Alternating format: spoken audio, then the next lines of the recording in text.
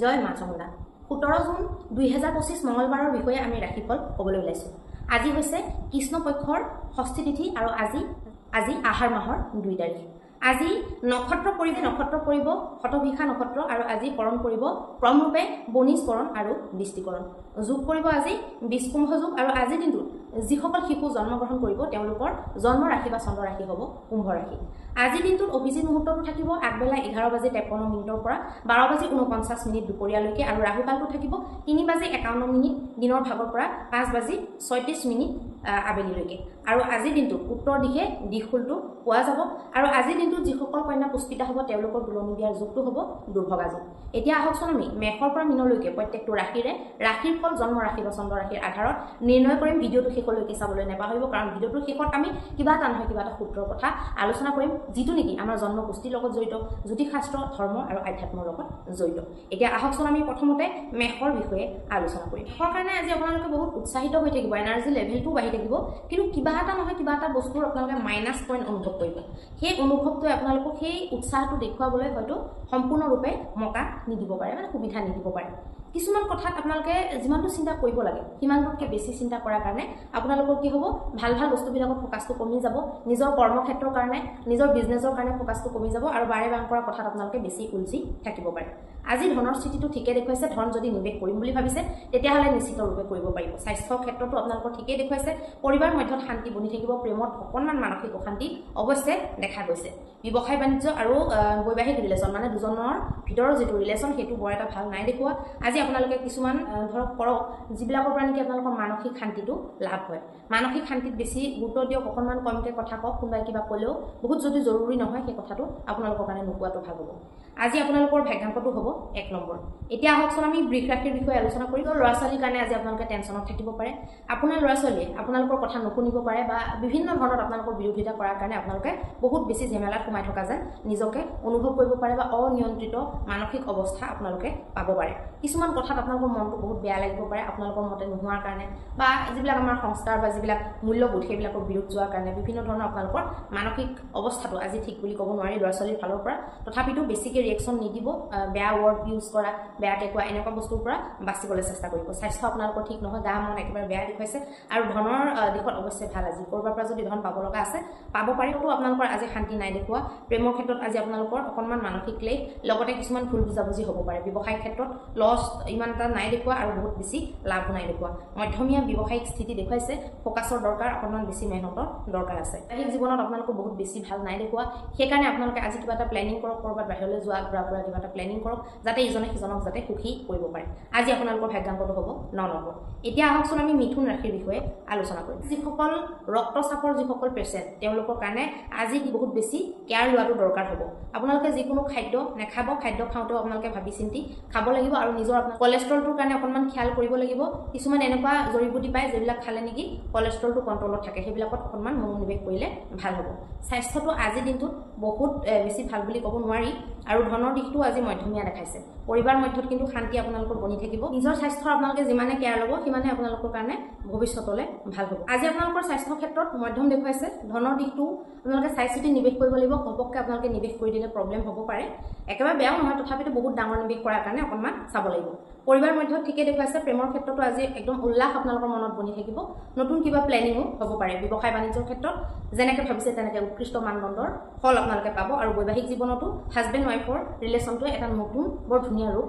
ল'ব পাৰে। আজি আপোনালোকৰ ভাগ্যাংকটো হ'ব 7 নম্বৰ। এতিয়া আহকচোন আমি কৰ্কট ৰাশিৰ বিষয়ে আলোচনা কৰিম। কৰ্কট ৰাশিৰ কাৰণে যিসকলে প্ৰেগনেঞ্চিত আছে, মানে প্ৰেগনেঞ্চি চলি আছে, তেওঁলোকে বহুত সাৱধান হ'ব লাগিব। তেওঁলোকে খোজ কাঢ়োঁতে, ওপৰলৈ উঠোঁতে বা ক'ৰবাত তেনেকৈ যদি কাপোৰ চাপোৰ মেলিবলৈ যায় বহুত সাৱধান হ'ব লাগিব আৰু বৰষুণৰ বতৰত এনেও বহুত সাৱধান ষ্টেপবিলাকত আপোনালোকে হ'ব লাগিব আৰু বহাৰ পজিশ্যন, খোৱাৰ পজিশ্যনৰ ক্ষেত্ৰতো আপোনালোকে অকণমান কেয়াৰ ল'বলগীয়া মানে দৰকাৰী। যিকোনো ইনফেকশ্যনৰ পৰা আপোনালোকে বাচিবলৈ যিখিনি মানে ধৰক কণ্ট্ৰল কৰি চলিব লাগে, যিখিনি মানি চলিব লাগে সেইখিনি আপোনালোকে কৰিব আৰু হাইজিনটো বেছিকৈ মেইনটেইন কৰিবলৈ চেষ্টা কৰিব। খোৱা লোৱাৰ ক্ষেত্ৰতো যিবিলাক বস্তু পেটত বেছিকৈ গৰম উৎপন্ন কৰে তেনেকুৱা বস্তুবিলাক আপোনালোকে নাখাব। নৰ্মেল টেম্পাৰেচাৰ বা ঠাণ্ডা পেটৰ কাৰণে যিবিলাক ধৰক ঠাণ্ডা সেইবিলাক বস্তু আপোনালোকে খোৱাটো ভাল হ'ব।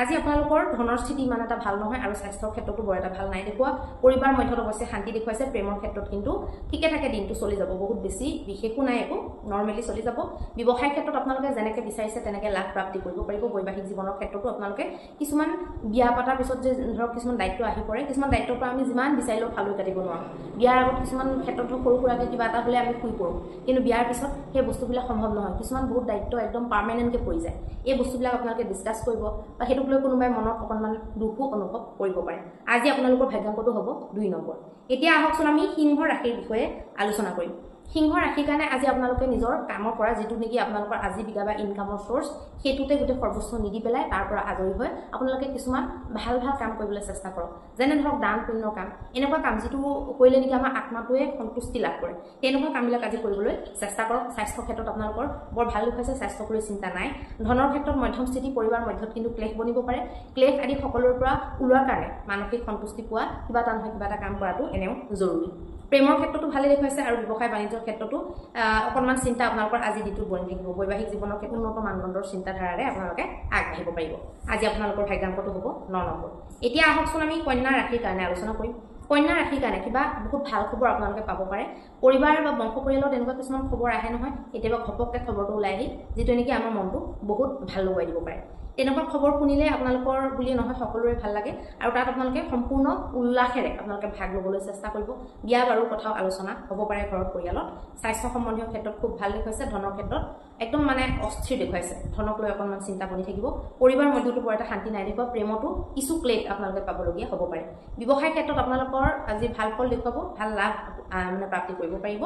বৈবাহিক জীৱনতো আপোনালোকে বিশেষ আজি বৰ এটা ভাল বুলি ক'ব নোৱাৰি কিছুমান সৰু সুৰা বাদ বিবাদৰ কাৰণে ৰিলেশ্যনটো অকণমান কমজোৰ হ'ব পাৰে আজি আপোনালোকৰ ভাগ্যাংকটো হ'ব 7 নম্বৰ এতিয়া আহকচোন আমি তুলা ৰাশিৰ বিষয়ে আলোচনা কৰিম তুলা ৰাশিৰ কাৰণে কিন্তু আজি আপোনালোকে নিজৰ স্বাস্থ্যৰ কথা বিশেষ চিন্তা কৰিবলগীয়া নাই স্বাস্থ্য ধুনীয়া থাকিব ধনৰ দিশটো চিন্তাৰ বিষয় হ'ব পাৰে ধনক লৈ আপোনালোকে হয়তো ভালে দিনৰ পৰা আপোনালোকৰ চিন্তা বনি আছে এনেকুৱা হ'ব পাৰে নহয়তো আপোনালোকৰ আজি ঘপককৈ কিবা চিন্তা এটা বনি গ'ল তেনেকুৱাও হ'ব পাৰে পৰিবাৰ মধ্যতো বৰ এটা সন্তুষ্টিজনক পৰিণাম নাই দেখুৱা আপোনালোকৰ পৰা পৰিয়ালত ক্লেশ হ'ব পাৰে প্ৰেমৰ ক্ষেত্ৰতো বৰ এটা ভাল নাই দেখুৱা কিছুমান সৃজনাত্মক বা ৰচনাত্মক কথা মানে আপোনালোকে আলোচনা নকৰি পেলাই ভাল ভাল বস্তুবিলাকত বা ভাল এনাৰ্জিটো আপোনালোকে নখটুৱাই মানে নিগেটিভ ফালে আপোনালোকে গতি কৰাটো দেখা গৈছে প্ৰেমৰ ক্ষেত্ৰত ইজনে সিজনক ব্লেম কৰা তুমি এইটোহে নকৰিলা তোমাৰ অমুকটোহে কমি আছে এনেকুৱা ধৰণৰ কথাবিলাক আপোনালোকে আলোচনা বেছিকৈ কৰিব পাৰে সেইবিলাকৰ পৰা বাচিব দৰকাৰ হ'লে কথা কমকৈ পাতিব কিন্তু আজি বাদ বিবাদ কৰাটো আপোনালোকৰ কাৰণে বেয়া হ'ব ব্যৱসায় ক্ষেত্ৰতো ঠিকেই দেখুৱাইছে আজি ব্যৱসায় বাণিজ্যত উন্নতিৰ দিশত আপোনালোকে বৈবাহিক জীৱনৰ ক্ষেত্ৰত ইমান এটা ভাল আজি নাই দেখুৱা গতিকে সাৱধান হ'ব লাগিব বাণী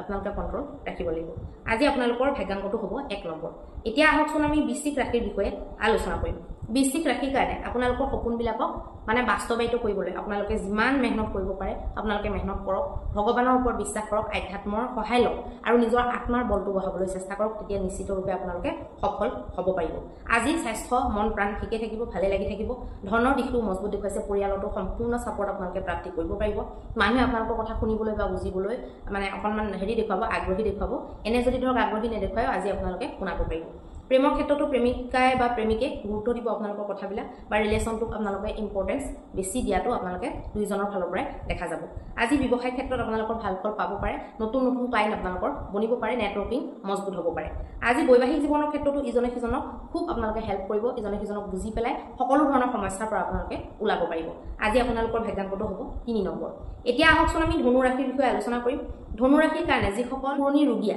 মানে কিবা এটা নহয় কিবা বেমাৰৰ কাৰণে ধৰক দীৰ্ঘদিন ধৰি ট্ৰিটমেণ্ট চলি আছে তেনেকুৱা মানুহবিলাকৰ খেয়াল ৰখাটো বহুত দৰকাৰী কোলেষ্ট্ৰল আপোনালোকে চেক কৰিব লাগিব কোলেষ্ট্ৰল লেভেলটো আপোনালোকৰ কেনেকুৱা হৈ আছে বা কি খাদ্যৰ কাৰণে এইটো বেছি বাঢ়ি গৈছে বা ৰিফাইণ্ড অইল আপোনালোকে বেছিকৈ খাইছে নেকি সেই বস্তুবিলাক আপোনালোকে ভালকৈ চালি জাৰি চাই পেলাই আপোনালোকে এই প্ৰব্লেমবিলাকৰ পৰা কেনেকৈ ওলাব পাৰি তাৰ আয়ুৰ্বেদিক সলিউশ্যন ল'বলৈ আপোনালোকে চেষ্টা কৰক আৰু ঘনাই ঘনাই যদি কিবা বেমাৰ হৈ থাকে তেতিয়াহ'লে সেইটোৰো আপোনালোকে আয়ুৰ্বেদিক কিবা সমাধান বিচাৰিবলৈ চেষ্টা কৰিব পাৰে স্বাস্থ্য সম্বন্ধীয় ক্ষেত্ৰত মধ্যমীয়া বৰ এটা বিশেষ ভাল বুলি ক'ব নোৱাৰি ধনৰ দিশটো মজবুত দেখুৱাইছে ধন যদি নিৱেশ কৰে তেতিয়াও লাভ হ'ব বা বাকী ক্ষেত্ৰতো আপোনালোকৰ ধনৰ ক্ষেত্ৰত লাভ হ'ব পৰিবাৰ ক্ষেত্ৰত আপোনালোকৰ বৰ এটা সন্তুষ্টি নাই দেখুৱা প্ৰেমৰ ক্ষেত্ৰত আপোনালোকৰ মধ্যমীয়া স্থিতি দেখা গৈছে ব্যৱসায় বাণিজ্যৰ ক্ষেত্ৰত খুব লাভৰ সম্ভাৱনা দেখা গৈছে আৰু বৈবাহিক জীৱনতো মধ্যমীয়াকৈ দিনটো পাৰ হ'ব কিছুমান সৰু সৰু পৰিবাৰৰ লগত জড়িত বা ল'ৰা ছোৱালীৰ লগত জড়িত তেনেকুৱা সমস্যাই আপোনালোকক অকণমান মাইণ্ডটো ডিষ্টাৰ্ব কৰিব পাৰে আজি আপোনালোকৰ ভাগ্যাংকটো হ'ব 9 নম্বৰ এতিয়া আহকচোন আমি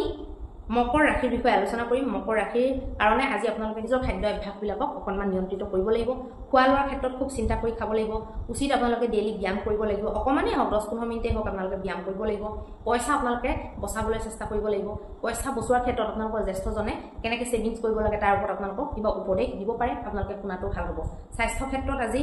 মধ্যমীয়া বুলি ক'ব পাৰি আৰু ধনৰ ক্ষেত্ৰত আজি খুব মজবুত স্থিতি আপোনালোকে ছেভিংছ যদি কৰিম বুলি ভাবে নিশ্চয় কৰিব পাৰিব পৰিবাৰ ক্ষেত্ৰত আপোনালোকৰ আজি ভাল মন্তব্য আপোনালোকে পাব পাৰিব উৎসাহ পাব পাৰিব প্ৰেমৰ ক্ষেত্ৰত কিন্তু আজি খুব কিবা কথাত মনত আঘাত লাগিব পাৰে বা মিছা কথা কোৱাৰ কাৰণে বা কথা লুকুৱাৰ কাৰণে সময়ত নোকোৱাৰ কাৰণে আপোনালোকৰ বিবাদ হ'ব পাৰে ব্যৱসায় ক্ষেত্ৰতো আজি ভাল ট্ৰানজেকশ্যন আপোনালোকৰ ভাল দেখুৱাইছে বৈবাহিক ৰিলেশ্যনৰ ক্ষেত্ৰত দুইজনৰ মাজৰ যিটো ৰিলেশ্যন সেইটো অকণমান আজি দুৰ্বল হ'ব পাৰে কিছুমান বেলেগ মানুহৰ কথা বা দুইজনৰ মাজৰো হ'ব পাৰে দেই কিন্তু থাৰ্ড পাৰ্চন বা ঘৰৰ সদস্যৰ কথাৰ কাৰণেও ৰিলেশ্যনত প্ৰব্লেম আহিব পাৰে আজি আপোনালোকৰ ভাগ্যাংকটো হ'ব 8 নম্বৰ এতিয়া আহকচোন আমি কুম্ভ ৰাশিৰ বিষয়ে আলোচনা কৰিম কুম্ভ ৰাশিৰ কাৰণে আজি আপোনালোকে যিসকলে ৰক্তচাপত ভুগি আছে লোকৰ ক্ষেত্ৰত খুব আপোনালোকে খ্যাল ৰাখিব লাগিব লগতে আপোনালোকে চেষ্টা কৰিব লাগিব যাতে আপোনালোকে শাৰীৰিক ব্যায়ামত গুৰুত্ব দিয়ে শৰীৰটোত গুৰুত্ব দিয়ে বাকীবিলাক সকলো বস্তুকৈ শৰীৰটোত যাতে অকণমান হ'লেও ফ'কাছটো বেছি দিব পাৰে সেই বস্তুটো আপোনালোকে লক্ষ্য কৰিব লাগিব ধনৰ দিশটো বৰ এটা মজবুত নহয় ধনৰ খৰচ আজি বৃদ্ধি পাব পাৰে তাক লৈ চিন্তা কৰিব নালাগে বেমাৰ আদি হ'লেও মানুহৰ ঘৰত খৰচ হ'ব পাৰে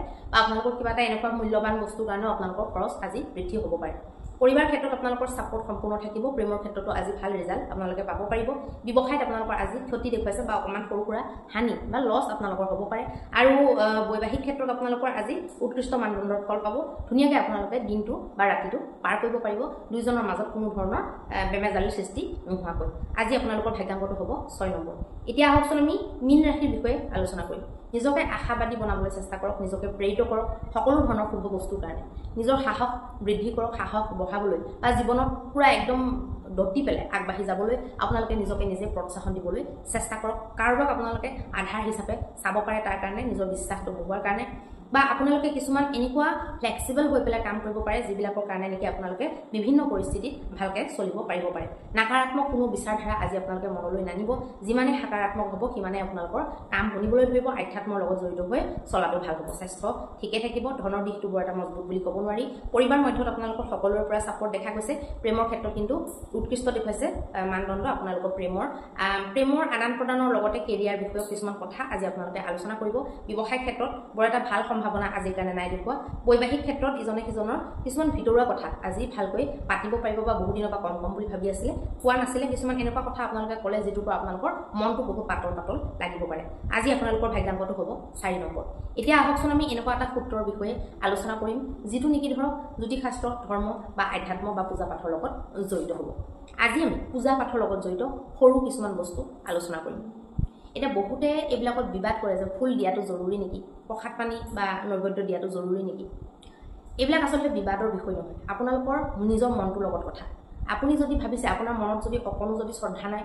মনৰ পৰা যদি শ্ৰদ্ধাৰ ফুল যদি আপোনালোকৰ উৎপন্ন নাই হোৱা তেতিয়াহ'লে আপোনালোকে গছৰ যিমান ফুল দিয়ক সেই ফুলে আপোনালোকক কামত নিদিয়ে সেইটো সঁচা কথা এতিয়া আমি ফুল দিওঁ বা ফুলত গুৰুত্ব দিওঁ মই ফুলত খুব গুৰুত্ব দিওঁ মই বেলেগকো কওঁ কাৰণ পোৱা বস্তু প্ৰকৃতিত যিটো বস্তু পায় সেইটো কাৰণে ধৰক ফুলটো পাবলৈ বা বেলপাতটো পাবলৈ যে আমি যে ধৰক কষ্টখিনি কৰিলোঁ সেইখিনিও আমাৰ কৰ্মত এটা মানে নিৰ্ধাৰিত কৰ্ম হিচাপত বা কৰ্মতে আমাৰ গিনতি হ'ব হিচাপ হ'ব গতিকে সেই বস্তুটো ফল প্ৰদান কৰে নকৰাকৈ নাথাকে কিন্তু মনত যদি শ্ৰদ্ধা নাই মানে বিনা ফুল বা বিনা একো নৈবেদ্য একো চাকি বন্তি নোহোৱাকৈ আপোনালোকে যদি মনেৰে বহুত ষ্ট্ৰংলি যদি ঈশ্বৰৰ প্ৰতি সমৰ্পণ ভাৱ বা ফিলিংছ নাই তেতিয়াহ'লে আপোনালোকে জাউৰীয়ে ফুল দিও কিন্তু ভগৱানৰ সন্তুষ্টি দিব নোৱাৰে আপোনালোকৰ মনৰ পৰা যদি বেলেগ ধৰণৰ এটা প্ৰেম অকল শ্ৰদ্ধা বুলি মই নকওঁ শ্ৰদ্ধাটোও বেলেগ বস্তু প্ৰেমটোও বেলেগ বস্তু ভগৱানৰ কাৰণে যদি শ্ৰদ্ধাৰ লগতে যদি এটা বেলেগ ধৰণৰ একদম বাৎসল্য ধৰক এতিয়া ভগৱানৰ ক্ষেত্ৰতো আপুনি বাৎসল্য বুলি ক'ব নোৱাৰে কিন্তু মই এইটো উদাহৰণ দিবলৈ বিচাৰিছোঁ যে নিজৰ ল'ৰা ছোৱালীটোৰ প্ৰতি যিটো বাৎসল্য ভাৱ থাকে তেনেকৈ ভগৱানৰ প্ৰতি এটা তেনেকুৱা ষ্ট্ৰং প্ৰেমৰ ফিলিংছ যদি আপোনালোকৰ নাই যদি আছে তেতিয়াহ'লে আপোনালোকে সকলো দিয়ক নিদিয়াকেও সন্তুষ্ট আৰু দিলেতো সন্তুষ্ট হোৱাটো খাটাং কিন্তু তেনেকুৱা যদি ফিলিংছ নাই আপোনালোকে বাহ্যিক বহুত কৰিলেও কিন্তু সিমান এটা বিশেষ ফল আপোনালোকে প্ৰাপ্তি কৰিব নোৱাৰিব সেই কথাটো সদায় গুৰুত্ব দিব মই ফুল তেতেলীৰ মই সপক্ষে দেই সেইবিলাকৰ মই বিৰোধী কথাটো কোৱা নাই কিন্তু মনৰ ফুলটো অৰ্পণ কৰিহে বাকী ফুল দি লাভ আছে মনৰ পৰা যদি প্ৰেমৰ ফুল নুফুলে তেতিয়াহ'লে বেলেগ ফুলৰ ইয়াত কোনো উচিত নাই সেইটোহে ইয়াত মই বুজাবলৈ গৈছোঁ এতিয়া আহকচোন আমি মহা উপায়টোৰ বিষয়ে আলোচনা কৰিম মহা উপায়ত আপোনালোকে এনেকুৱা কি কৰিব যিটোৱে নেকি দিনটোৰ গোটেই ঝেমেলাবিলাক আপোনালোকৰ কাৰণে আঁতৰাই পেলাব পাৰে আপোনালোকে ৰঙা জবা ফুলৰ মালা যিকোনো দেৱী মন্দিৰত অৰ্পণ কৰিব পাৰে আজিৰ দিনটোত আৰু শিৱলিংগত যদি আপোনালোকে কিবা নিয়ম কৰিম বুলি ভাবিছে তেতিয়াহ'লে আপোনালোকে বেদেনাৰ ৰসেৰে শিৱলিংগৰ অভিষেক কৰি পেলাই এগজি ঘিউৰ চাকি অকণমান হালধি দি পেলাই যদি আপোনালোকে জ্বলাই দিয়ে তেতিয়াহ'লে অত্যন্ত শুভ ফল লাভ কৰিব পাৰিব ঘৰৰ শিৱ মন্দিৰ যদি আছে ঘৰত যদি শিৱলিংগ এনেকুৱা ধৰণৰ